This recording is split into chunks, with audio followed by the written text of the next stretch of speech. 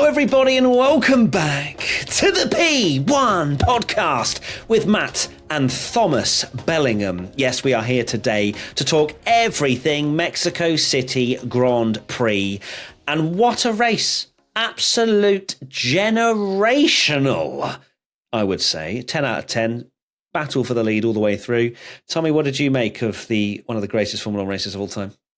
Well, actually, it was probably all right for Mexico, but the bar is so incredibly low that I don't think even the world's greatest limbo person could get under it.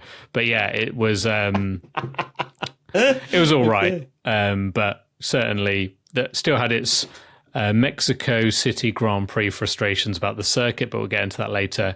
And unusual. Oh, it's going to be good as well. Tommy's coming. Oh, yeah. I'm popping off. But unusual as well that essentially we had 2 half races because literally almost bang on half distance, red flag, let's go again, and still didn't quite deliver. But hey, still a lot to talk about.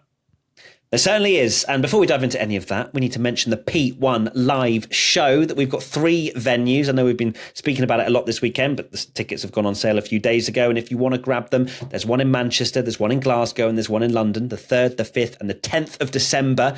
It's our end of season special. It's not just a show. It's not just a podcast. It's interactive. It's fun. It's energetic. You can meet new people if you don't know anybody. There's a lot of people that came to our April show that didn't know anybody and made some friends while they were there. It's an awesome event. It's not something that I don't think we really see in Formula One, and I love it. Tommy loves it, and we can't wait to bring it to you. So if you're on YouTube, there'll be a link in the description. If you're on audio, there's links all over our socials and in our link tree thing in our social media and all that good stuff. So go and check that out if you want to. We'd love to see you there.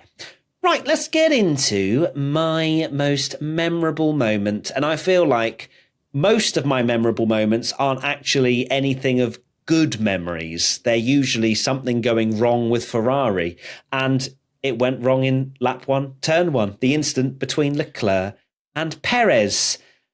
Oh, dearie me. So Charles Leclerc being on pole position, I didn't think I didn't think he would lose P1 so quickly. I had hope maybe he'd make it out of turn 1, turn 2, maybe even turn 3 in the lead. Thought Carlos Sainz might have done a little job to keep Max Verstappen at bay, but instead Max Verstappen had 2 of the greatest starts of all time for this weekend's Grand Prix, which shattered all of our hopes and dreams for an exciting race almost immediately. Sergio Perez, and I can't even blame, by the way, the slipstream. I cannot blame Max Verstappen being a slipstream merchant. It was very much great start, along in the middle of the 2 Ferraris, boom, see you later. Sergio Perez, on the other hand, was slipstreaming his way to glory and saw his name in lights. That man saw himself on the top step of that Mexico City Grand Prix podium and then forgot there were other cars going into turn 1 as he turned into Charles Leclerc and thought he was a ghost car. Absolutely that, yeah. It was reminiscent, I guess, of the Qatar turn 1. Of course, Hamilton accepting the blame on that one. The fact that it's a car going around the outside with 2 cars on the inside and just turning in like they're not there and there's nowhere to go. But of course, this corner is even tighter. And it was funny on the stream, actually, because you said exactly that you were like, Sergio's seen his name in lights here. And then he pretty much said that in his interview. His interview was kind of like, well, I saw the chance to take the lead in the Mexican Grand Prix. So he's basically saying, like, I didn't really care about 2 cars being on my inside, and which is a bit of an odd thing to say from a driver that has so much experience in Formula One, to basically kind of be like, well, I went for it and didn't really think of the consequences. Yeah. Very odd. Very odd. Very strange. That kind of just gives me F1 game sprint lobby vibes where you've just kind of gone for it. You know what? It doesn't really matter. Just press restart. No, Sergio Perez out of his home race. And I was it's just a massive misjudgment, in my opinion, from Sergio Perez, not only to turn in early and literally just turn into Charles Leclerc, but also to not brake a lot later and then, if he has to, go across the grass and give the positions back. I know that they technically aren't supposed to do that even on lap 1, turn 1. But that would have been so much better for him to stay in the race. But it was a desperation move. It was I need to get ahead of Max Verstappen. This is probably my only chance. If I don't get ahead of Max, he's going to beat me in race pace. But it ended his home race, and you could visibly see the anguish on his face when he was in the garage. You saw the camera on facing him whilst he was sat in the car. He was distraught, and I think he'll be going to bed tonight thinking, I wish I'd played it a little bit safer, because surely you'd take a podium and being beaten by Max at your home race than DNFing at lap 1, turn 1. Yeah, exactly. Because, of course, the narrative, and this will continue on about Daniel Ricciardo, but even despite the narrative yesterday being the whole thing about Daniel Ricciardo's beating him in qualifying, Perez was actually, fairly close to Max for compared to how he's been, at least. And, he's had decent pace, and we know he's normally better in the race as well. So it was a good chance for him to get a good result. And I'm about to sneeze. Oh, lovely. For audio listeners, he muted, and that was aggressive, almost as aggressive as Sergio Perez into turn 1, that sneeze. But yes, he was a tenth and a half off in qualifying, and we're thinking, there we go, Checo. That's what we're after. And it was very strange as well that he was saying we're back. The results are going to come. I'm like, you're back.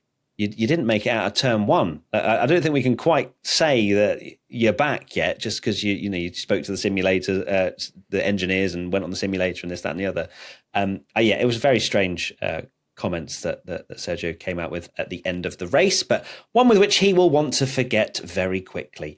Opinionated SF19 comes in with a question: should Leclerc have backed off, since he was always going to get sandwiched, and how much did that damage hurt him? Well, I know I am wearing a Ferrari t-shirt, but I don't have direct access to the analytics and data for the Charles Leclerc Ferrari Formula One car. But what I will say is that Leclerc should not have backed off into turn 1. Who should have backed off is Sergio Perez, or had gone much deeper into the corner to allow some kind of room. But of course, Leclerc's going to stay there. He's going to try and stay side by side. There has been 3 wide going into turn 1, and they've made it work. Mainly the person on the outside, if they're not going to clear the other 2. I think Max Verstappen did it right. He did it well, didn't he? In 21? He led a race. Yeah, he led the race. Where he went round the outside, and it was an unbelievable move. But that's what it needed to be. Checo, unfortunately, wasn't able to pull that off.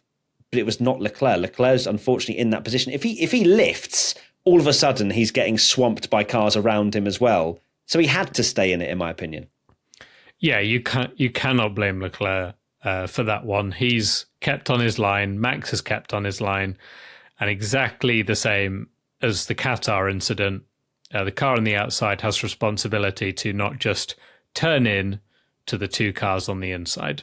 And that is exactly what Perez has done. So it's easy in hindsight to be like, oh, well, Leclerc wouldn't have been as bad if he'd have backed off. But you don't expect Sergio Perez to turn in on him and try and take the lead with a worldy move and not give enough space. So you can't blame Leclerc. And as for how much the damage hurt him, he actually seemed to have pretty good pace up at the front with the damage. He didn't seem to have too much problem. Thankfully, his end plate fell off, which is normally a blessing, because when it's dangling and hanging off, that's when they kind of start to bring out the meatball flags and stuff and give penalties and things. But thankfully for Charles, that piece of debris came off, didn't leave him too much trouble. And then, of course, he got to replace it anyway when there was the red flag, so he didn't actually lose any time in the pit stops.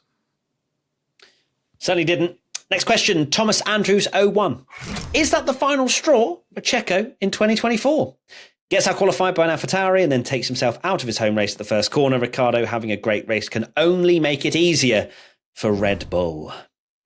Now, being out qualified by an AlphaTauri, as much as it's like quite a big headline, it's more about Daniel Ricciardo putting in a sensational lap. He almost out qualified Max Verstappen, so it's not like it was just one of the drivers that he was getting close to or beating. I don't know. There's part of me that's like, do Red Bull need to change change everything? Do they really at this stage when Adrian Newey has said to Eddie Jordan and other people that he'd be surprised if anyone can catch them? Do they need to ruffle the feathers and put Daniel Ricciardo back in and we get Baku vibes and they crash and all this, that, and the other? I don't know. I mean, it depends what head or what hat you're wearing. Are you? If I'm looking at it from a fan's perspective, my God, let's get Daniel Ricciardo in there and see if he can take it to Max Verstappen. I don't think he could. I don't think anyone really could take it to Max Verstappen. But on the other side, if you're thinking of it from a team's perspective, you think, is Daniel Ricciardo going to be substantially better than Sergio Perez over the course of a season? The answer is probably yes, but is it worth that risk? Has Daniel Ricciardo proved himself enough? I think not yet. I mean, it's an amazing performance this weekend, but I don't think teams work like that. They don't go, well, Daniel, you've had a fantastic race in Mexico. Sign this contract, burn that one we've just given to Perez for 24. I don't think that's how they work. It's a lot longer and a much more detailed process than that. F1 fans do, they? My days, do we love to jump on it,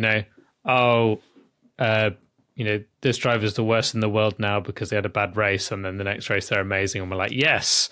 Look at the AlphaTauri drivers. We've gone from like Yuki's the GOAT at the start of the season, finishing 10th and 11th. That's what you were saying. We were all saying he's done bad well. Boy. Yeah, no, and then Daniel Ricciardo comes in, does all right in Hungary, and it's like, oh, okay, hang on a minute. Then Liam Lawson comes in, and it's like, oh, he's done well, and we're like, oh, Liam Lawson's amazing. Then the last race, we were like, oh, actually, Yuki Tsunoda's the GOAT because he's finished 8th. And then now it's Daniel Ricciardo's the GOAT. And it's very easy to just kind of jump on one race. And that's not to take anything away from Daniel Ricciardo. We're going to give him his kind of plaudits and all that kind of stuff because it was a fantastic drive, and we'll go into it later. But they can't just make a snap decision on one race for Daniel Ricciardo's performance. Yeah, but Sergio Perez's performance, 100%, because he's crashed again. The AlphaTauri thing is exactly what you said, that the AlphaTauri thing in qualifying, as much as that is, like this big headline that, oh my God, Perez has got to beat by an AlphaTauri, you actually need to look at it of, well, he's only a couple of tenths off, a tenth off Max or whatever, which is where he should be, only a couple of places behind him on the grid, finish the race, get a podium. That's what you need. And no, he's had another incident and put Lewis Hamilton right back on him, despite Hamilton's disqualification in the last race, that it's now back to 20 points. So I had heard some people saying, without the disqualification, it would have been one point, which is insane. Lap as well. Madness. I actually can't wait to see how this unfolds, because if Hamilton does take P2 in the championship, I need to see what happens in the world after that, in the Formula One world. Like, what is there anything? Are all these rumours around Perez getting P2 in the championship, are they true? I'd love to see it because, it could be chaos. Let's now go to your most memorable moment, Dominic. My most memorable moment is Lando Norris's comeback drive for a few reasons. One, because it was very good. Two, because it was a rare bit of entertainment in a not particularly great race on a track that's very difficult to overtake. And three, for my own personal satisfaction, because I put in P5 in the predictions and everyone thought I was an idiot. And he came through to an impressive P5 from the back. So it was a very good performance from Lando. Of course, when you have these situations, you always think what might have been. But because of how badly he qualified, surely a podium was possible for him at the very least, with how well he did in that race, particularly at the end. But the damage limitation was very impressive indeed. And even the fact that he had that incident as well, where he'd made that extra pit stop, so did the restart the second race in 10th. So it was not exactly in it, and then still came through and made his way through the field. And some of his moves in particular as well, like the one on Daniel Ricciardo was absolutely sensational. Respect to Daniel Ricciardo as well, because it was incredibly fair racing where it was almost touching, but you leave each other room. That was really, really good to see. And yeah, it was a great drive from Lando, and he was always going to take driver of the day because we fans love a comeback drive, no matter how much they bottle qualifying. Yeah, literally. Worth is mentioning as well that he started 10th in the restart, but dropped down to 14th because of his poor start there as well. So he basically overtook almost the whole field at least twice. Lando Norris was brilliant, fully deserving of driver of the day.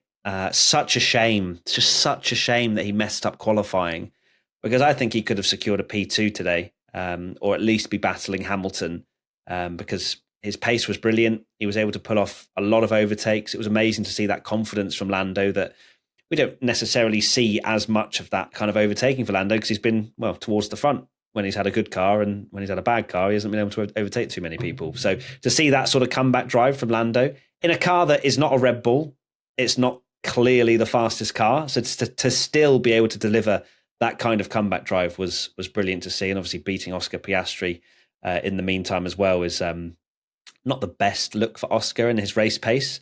But Lando, just further solidifying how good of a driver he's been this year, despite obviously the fact it was self-inflicted. A question from Rosa Claver. If Lando qualified better yesterday, do you think that he could have been a threat to Max? No, I don't think so. I think Max Verstappen was locked in, signed, sealed, delivered. Thank you very much, P1. I think Lando would have been around Hamilton, in my opinion. Yeah, definitely. It definitely been in that fight for P2. And we would have had a very familiar look of a Max, Lewis and Lando podium, which seems to be the thing at the moment, where those three are driving extremely well. But I think it's a stretch to say that he'd have beaten Max, because Max made it look incredibly easy, even though it was not a difficult race for him, but like the start in particular, Max just made that look so easy. It's very impressive, but I don't think Lando had the pace to beat him, which is annoying for Lando because he's been joking all weekend about I'm just going to retire when I get that first win, because it never seems to be happening, and he's clearly got the talent to do it. There's just a driver called Max Verstappen that doesn't allow anyone else to win, and has now got his 16th win of the season, which is also a record, being his own record. And wins. Still 16 wins in a season. What more? How many more superlatives do we need to explain how good Max Verstappen is? To dominate to the extent that he has, 16 wins, breaking the record for the most wins in a season in his first proper year of a fully dominating car of the whole season. 22 Ferrari were there. This year, yes, Red Bull have been the quickest, but he hasn't always got pole. But to get 16 wins is a remarkable feat. And anyone that tries to take that away from him because he has a fast car are absolutely deluded. Because other drivers, other teams have had dominant cars, and no one has done what Max Verstappen has done so far. And we still got 3 races to go. So he could yet get 19. So let's see how that one unfolds. A question from P1 Patreon member Waverod. Can we say that Ricciardo is back? He's 17th in the standings, ahead of Magnussen and Sargent, and of course Lawson and De Vries as well. I think it goes back to the fact that we can't jump the gun as much as we want to. People that love Daniel Ricciardo, which I know a lot of people do, it's a great performance. It's one that I think was so unexpected, but it's a welcome performance for Daniel.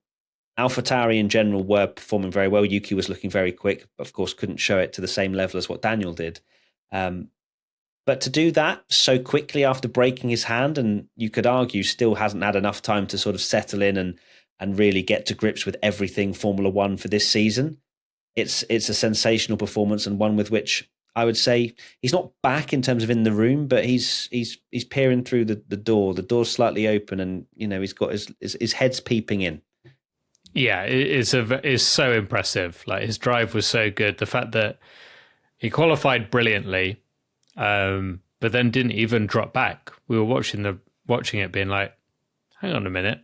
He's kind of sticking with them here. Like, he's not absolutely dropping like a stone like we thought he might do. Because normally we've seen this a lot in Formula One, that after, and it's only natural that after, 70 odd laps, the car performance kind of balances itself out. So even if McLaren is a great example of, like, Lando started at the back, Oscar started near the front, and then by the end they're almost together because the car performance is there. So, but Daniel Ricciardo was sticking with them, and then he was on the back of George Russell at the end as well, which was not that we saw it because TV was like, "Nah, you're all right." What's a mini box? Forgotten about that one. I know for a fact they didn't use the mini box because it would have affected their highlights package, and they would have affected the fact that Verstappen's going over the line and has to focus on the race winner. And they were like, we couldn't possibly have a little box of Ricciardo and Russell going side by side, which they definitely were, because it was half a tenth between the two of them at one point. I still haven't seen it. I haven't seen that last lap between them. But yeah, it was just like, okay, yeah, I know Max is winning, but just a tiny box, even a smaller box than the normal, just something somewhere to just get. I mean, if Ricciardo had got through, I think we would have had even more of an uproar. Yeah, definitely. But like I say, superb drive, a proper statement drive. And yeah, 17th in the championship now. Head of Zhou Guanyu, Magnussen, Lawson, Sargent, De Vries. Actually weird looking at the championship and seeing 16th an AlphaTauri driver, 17th an AlphaTauri driver, 20th an AlphaTauri driver, 22nd an AlphaTauri driver, because they've just gone through so many drivers. It's really weird. And Paul Logi's now P21. Whilst we're talking about AlphaTauri, still, we should probably talk about Yuki Tsunoda and the move that he made on Oscar Piastri, because that was... Do we have to? Yes, we do, mate. I know that you didn't include it in the sheet, but you know what I mean. We've got to talk about these things, all right? I know. Yes, Yuki Tsunoda looking like he was going to score a couple of points as well, fighting Oscar Piastri. Was it for P8 at the time? I think it might have I believe been. so. P8, Yeah, it was P7 maybe, actually. No, because Ricciardo was 6th, then it was Piastri, and Tsunoda was going to take Piastri for P7, so... Yeah, so it was a lot of points on up for grabs, and it's peak Tsunoda, Sergio Perez. It was a Sergio Perez move in the same way, but there was only 2 of them, so it was even worse in some ways. And obviously Yuki at the time thought that perhaps Oscar had done something wrong, and Yuki, he can have a bundle of rage, Yuki, can't he? And I love how, after the incident, he's then just losing his mind in the cockpit for a couple of seconds before then realizing, oh, I'm still in the race, I probably should drive. But it's just what Yuki has in him, isn't it? He's got those great drives, but he's also got a mistake in him still.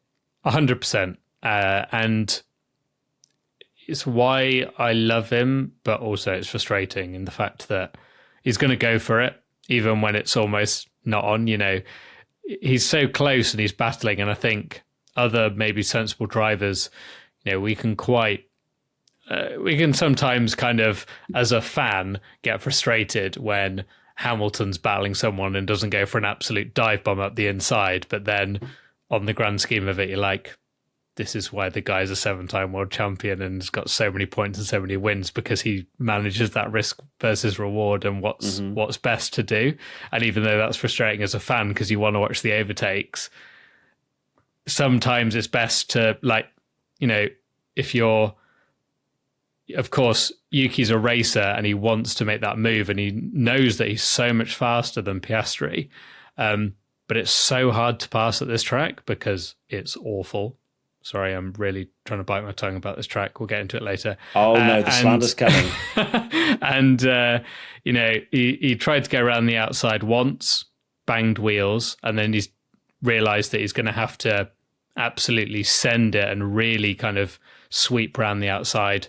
And he's just cut in too early. And it's the kind of thing that you just think, AlphaTauri, don't have many points on the board this season, bag the points, it would still have been a fantastic drive for him to finish 8th or ninth from where he started. He started last. Like he was nowhere, and he's made it through, and it would have been a fantastic drive. But it is, I mean, it's Yuki Tsunoda in a nutshell, isn't it? Like, great speed, bit of a silly error, and then, frustration. So, and one of the very small opportunities that AlphaTauri have had over the course of this year to actually score points. One with which I'm sure he's going to be pretty upset. I think it's also worth mentioning before we dive into the track. Esti Besti. Let's talk about Esteban Ocon and the strangest team radio I think I have heard in a very long time. Good Lord. Tell Haas I'm coming for them, or whatever it was. Basically, I don't know if it was fighting talk or what, but I don't know. I hope it was a joke. I hope I hope it was for us, the fans. It was a bit of bants, because if he genuinely thought that, firstly, his team are going to deliver a message to Haas, but secondly, the Haas are going to receive this message and go, okay, Nico, we've just had a message actually from Esti Besti that wanted to let you know that he's coming for you, and he's going to send it. One of the most bewildering team messages I've ever seen, and not only that, but for him to then not send it, we were all just sat there behind for like 6 laps or whatever it was. When is this move happening? Is there going to be a dive bomb? Because I thought it was going to be that next time we saw, because he looked quite close, and it just never came. Yeah, it was like watch out, and then, hello? Is anything happening here? It was very weird. The first thing I thought actually was that it almost sounded like it would be like a fake thing that they'd put in a Drive to Survive episode where, AlphaTauri and Haas and Alpine are locked in an incredible battle for P10, and then Ocon's there, like on the radio, like, watch out, Haas, here I come. And you're like, that wouldn't happen. But apparently it did. But like you say, it's maybe just a bit of banter from Ocon, and he did get him eventually. Poor Hülkenberg, and Haas are now last in the Constructors' Championship thanks to AlphaTauri's exploits, and can't see how that's going to change personally. No, me neither. Unless Magnussen gets pole again at Brazil. I mean, that would be quite the scenes. Hülkenberg ended up finishing 18 seconds behind Ocon, and if you think he literally was passed with about 5 laps to go, that Haas, for whatever reason, with the medium tyres on, great choice. Did you see the screenshot? Choose through it. Let's stick some mediums on it. What's that? Did you see the screenshot of him going out the final corner, and he literally left tyre marks coming out the final corner because, like, his tyres were that cooked that he's left like 2 lines of rubber on the track. Wow. Just Haas tyre things. Not good. And of course, speaking of Haas tyre things, K-Mag having that rather large impact, which I think you very well said on the Twitch watch along around it not really being a coincidence that K-Mag went off the lap before, bouncing all over the place on the vibrations on the outside, kept his foot in, and then the next lap his left rear suspension failed. I think that was can't very be much coincidental, can it? No, and thank goodness he got out okay, because you see that Haas, and you kind of just think, oh my God, is the driver okay? Because the car was in tatters, but he was all good, and of course that flew the red flag. Thank goodness Magnussen was okay, because it's a scary place to go off, because it's a very high speed corner, and Formula One cars, you kind of forget how kind of scary it is, and it only looks, because they're so quick around these corners, it's only when they kind of dart off in another direction that you kind of really sense how quick the things are and how quickly it can go wrong. So thank goodness K-Mag was all right after that nasty crash. And of course, saw a few people mentioning on the Twitch watch along, but I don't think you can have a go at all for them calling a red flag for that, because they had to fix the barrier. Yeah. You have to fix those things. So Like, do you want 10 laps behind the safety car? Like, whilst they fix the barrier? You know what I mean? Or 15 might have even laps been behind even the safety more car? that, yeah. Yeah, exactly. So, it was the right decision, even if Max Verstappen himself was questioning why there was a red flag necessary. Right, it's now the time we have all been waiting for. Twitch Tommy is coming to the podcast. O2 Collicots comes in with a question. Is it time to move on from the Mexican Grand Prix? I feel F1's only reason to go there is for Sergio Perez's fan club, and I can't remember one Mexican race that was even close to a banger. The floor is yours, Tommy. Just dig it up and start again. It's awful. For a small problem loan is of $500 million. I know it's annoying because it's an incredible crowd. They've always since we returned to it, and rightly so. It's always had that. It's a great atmosphere. It's in an amazing country, which I'd love to go to and experience because it looks incredible. It is. I know it looks so good. You didn't come to Mexico that one time. No, Mexico, I didn't. Did you? That was sad. I know. I'd like to go one day. But yeah, the fact that we always get baited of like, oh, it's such an amazing crowd and stuff, and then the race is terrible. Yeah, exactly. But the race is terrible. And then we get back the next year, and it's like, yeah, Mexico's back. God, that stadium section's so cool, isn't it? And the reality is that, you can build a stadium section. You could build a grandstand on the Barcelona chicane. Still doesn't make it good.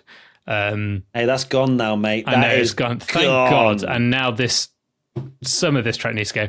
The funny thing as well is about the stadium section is it's not even the worst corners. 4, 5, and 6 are abysmal. Like, and this is the thing with Formula One is cool that the fans there get to see Formula One cars for longer, and that's the theory behind it, that it's these stadium sections and stuff. But it's just not interesting watching Formula One cars go that slowly. Like they're the best Formula One cars in the world. They're the best cars in the world, and you're watching them do like 40 miles an hour around these really clumsy corners. It's just not. And I think that's what makes the racing worse, even when there's the odd battle or even when nothing happens. Like Suzuka this year, right? Saw a lot of people going, oh, it's snooze fest, it's boring. And maybe I'm just old school, but I love watching the cars around Suzuka. I love it. I think it looks amazing. And even when the race is a bit dull, you're just like, F1 is awesome. Like, look at these cars flying around these high-speed corners. It's an awesome track. But the problem is when Mexico's a bit dull, it feels really dull because you're watching them clumsily go through turns 4, 5, and 6 really slow in a big line. And it feels and even like the S's are just meh because the curbs are so high, so they can't even properly. It's not like a Maggots it. and Beckett's or like a Cota, like the Cota section as well, where you go, oh wow, that's really spectacular. The whole track's just really, really, really clumsy because it's almost like if you designed a purpose-built circuit, because obviously everyone will go, oh, you like Monaco, but Monaco doesn't at least pretend to be a purpose-built circuit people can pass. Like, you've got a massive purpose-built circuit, and it's almost like it's designed to make it as hard as possible because it's just like, here's a really long straight. Haha, just kidding. It's 3 90-degree turns and then another DRS zone, but the straight's not long enough. And then you've got to go through another, and it just separates all the cars out. And yeah, it's a frustrating watch, and it happens every single year. So please just change it. Just put the Sepang track layout. If we're never going to go back, I tweeted it. If we're never going to go back to Sepang, please just make that track layout and just stick it in Mexico, and we'll keep the Mexican Grand Prix, but at a good track. I am of the same opinion on pretty much all of the fronts that you said, especially Sepang. That needs to come back in some form, please. I mean, surely that's why has no one done this? Like, it works. You know what I mean? Just literally take that layout and build it. It is categorically the worst track for the layout. I can't think even. It's got a long straight. It's got a long straight. Unfortunately, the altitude means that the slipstream is actually pretty rubbish, and I don't even think turn one's that good as an overtaking opportunity because there's hardly any. It's narrow once you've got through that first right-hander, and then the clumsy turns 2 and 3 just doesn't really allow for any kind of side-by-side action anyway, because I mean, it's contact or someone goes over the grass or whatever. And it just doesn't, it's not, I mean, it's so late. It's midnight. My brain doesn't work right now, so I can't think of the right terms. But it's not indicative of good racing. Like, it doesn't promote wheel-to-wheel combat. It promotes someone just bailing and the other or someone crashing into each other. I don't know. I just don't like it. There's nothing about this circuit that excites me. As I said, the curbs are too high. Why are the curbs so high? I don't get it, because it just means that they're like kind of wrestling the car on top of these curbs, and they can't even go fast through the S's. Then you have the smallest second DRS zone in that middle sector, which is the most pointless DRS zone of all time. It's not long enough. It's just trying to keep them close because the rest of the circuit's so bad for being able to follow, probably. Yeah, and then you get into that 90-degree right-hander as you enter the Forosol. You've got a horrible exit curb on the left, which again train tracks the car if they go too wide, and it just is rubbish. And then I mean, I know they have to slow it down for health and safety reasons, but that next left and right is also horrific. You watch the onboards and they're just trying to get on the power. And then even the final corner, it's just, there's no grip there. They're not being offered any kind of grip. And then you're onto the straight again. It's not a long circuit. I would say that, you get rid of some of these sort of fiddly corners, but then all of a sudden you've probably got a 1 minute lap time. So there's probably a reason as to why they've. Well, yeah, I know you'd take it, but they probably wouldn't. It is the worst track on the calendar, and I know that we'll probably do a track tier list. I think in the off season, because I think it'll be interesting to see where we rate what and why Monaco is number one for you. But they need to change it, but I don't think they will. I'm sure they're like, it's fine, it works. We've got a long straight, but it's saved a little bit by the passionate fans. Yeah, definitely. Is that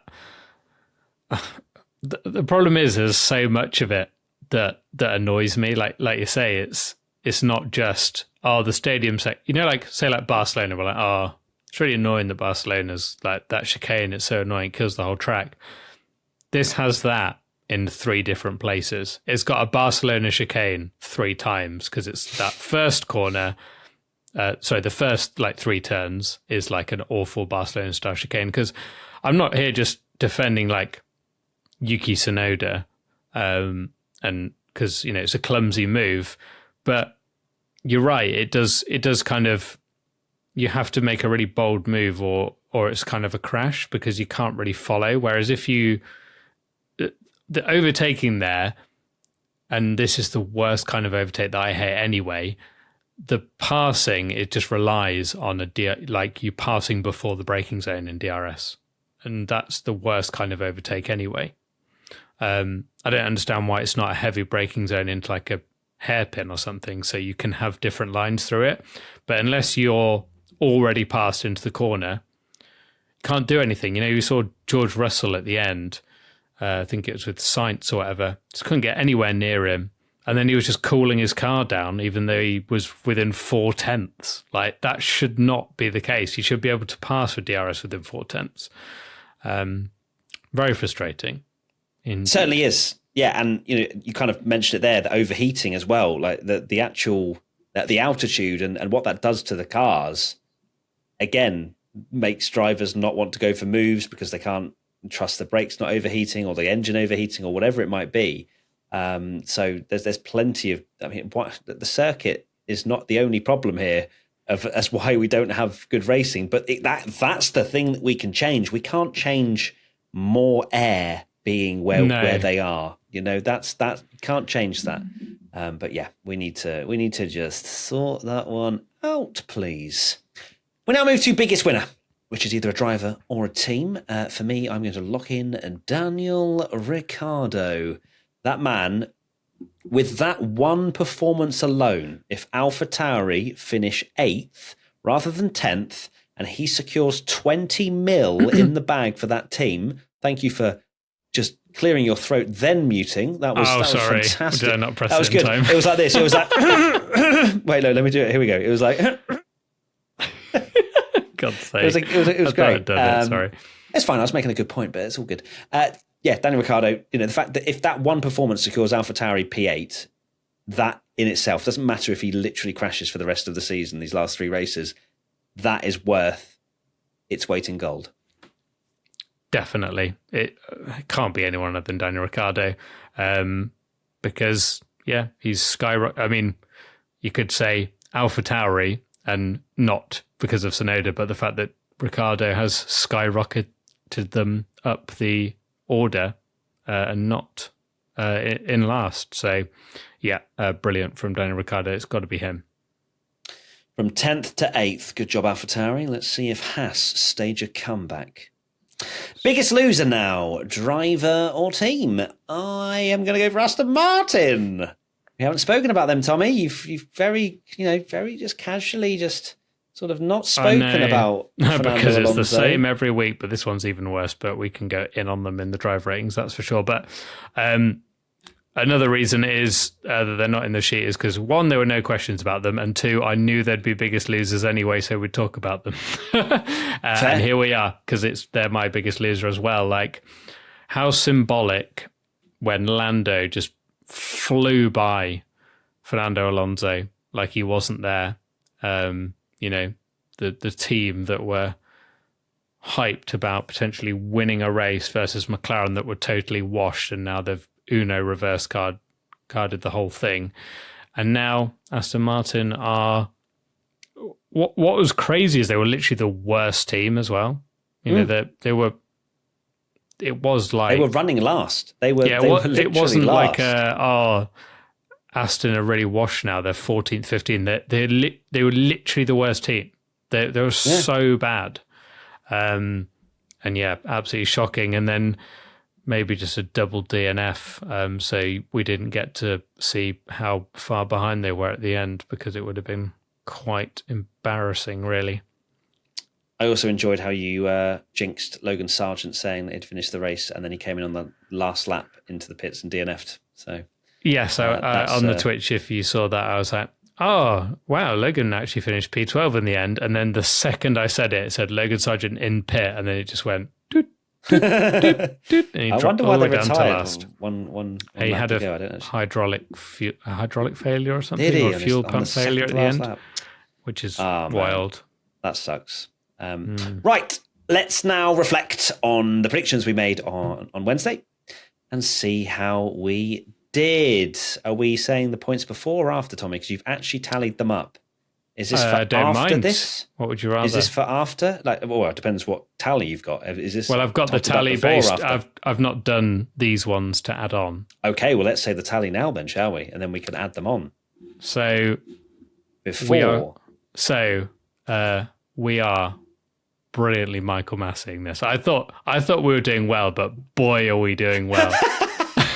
Because I've not totaled it up in about 5 races, but after many, many races and only 4 to go, including this one that we're about to do, Matthew Gallagher has scored 52 points.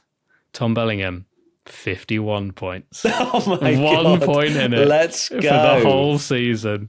Right, let's see how it changes at the end of and that is after weekend. My...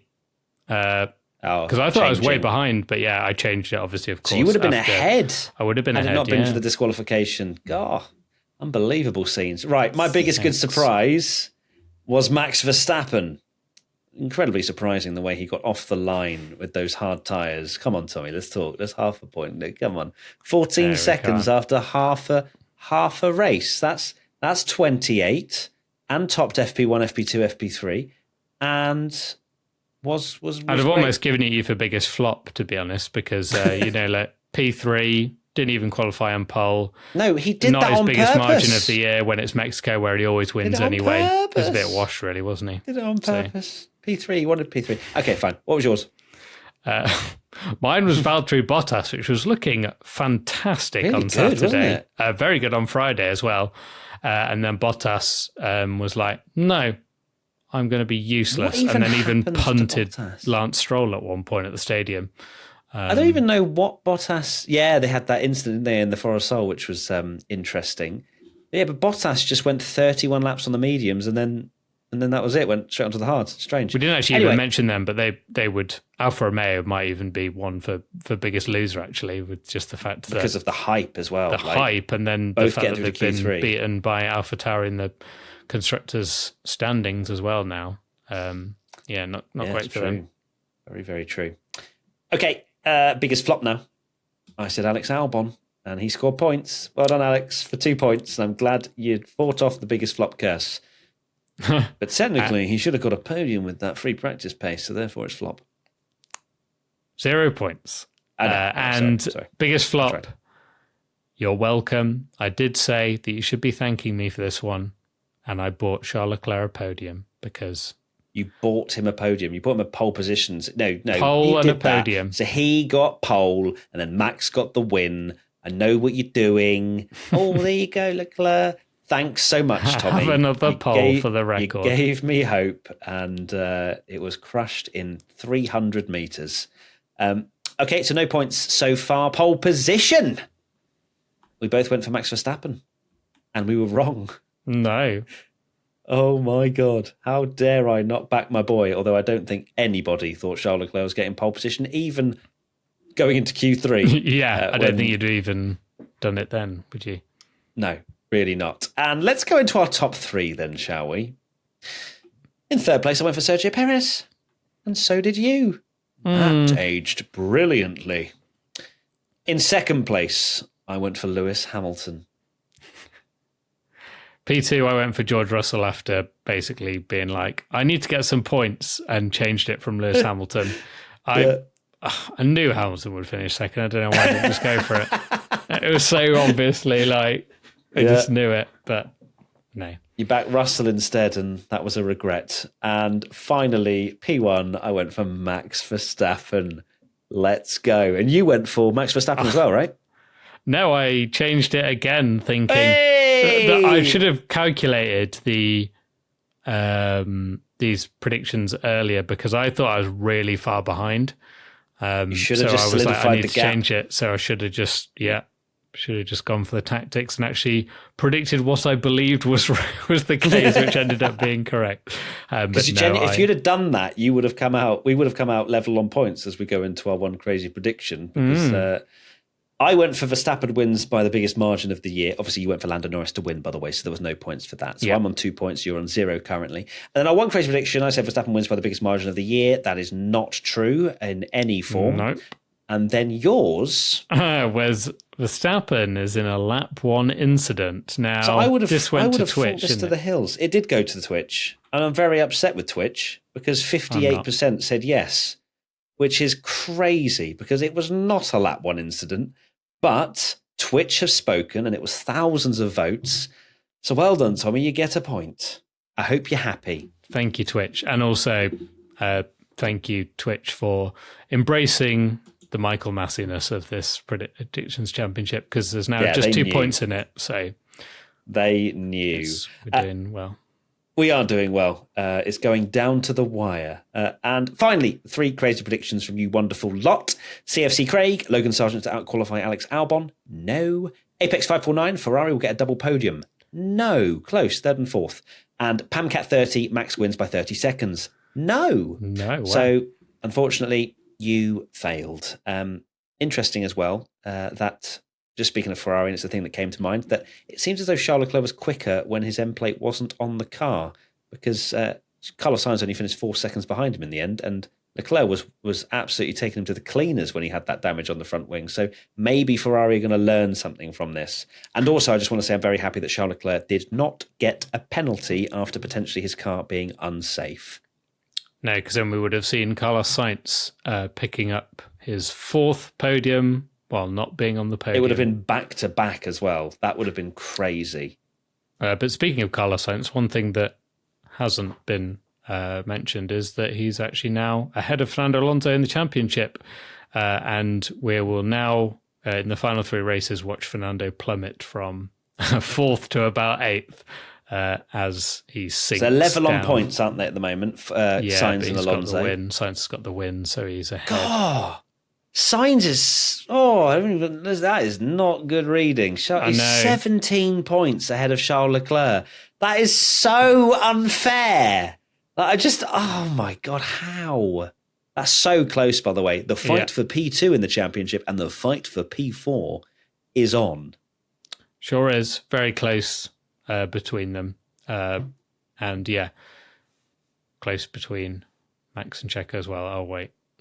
Only 251. Oh my God, he's got more than double the points. That is insane now. Oh my days. Oh, I need to do something. So he's on 491 points. Yeah, that's a lot of points. He's literally winning the constructors by 120 points. Jesus, that is insane. Insanity. And on that note, you should definitely tune in for the next 3 races and the rest, and Formula One next year and the year after, and of course the P1. Tommy, what are your final thoughts? My final thoughts are sorry to end on some Mexico GP slander, but also some hype for the next race. And the best reply about my thing about the Mexican Grand Prix and how much I dislike the circuit was that the best thing about the Mexico Grand Prix is that Brazil is next. And I can't disagree because, my God, I'm looking forward to Interlagos. It is the best circuit in F1, hands down. And I cannot wait for the race. Even a sprint I'll take because, my God, the more racing we get on that track, the better. So I'm just having a look at the weather, and currently Friday is thunderstorms with rain. Saturday and Sunday are sunny intervals at the moment, but they are having a lot of rain over there in Brazil. Wow. Apparently there's a yellow alert for heavy rain.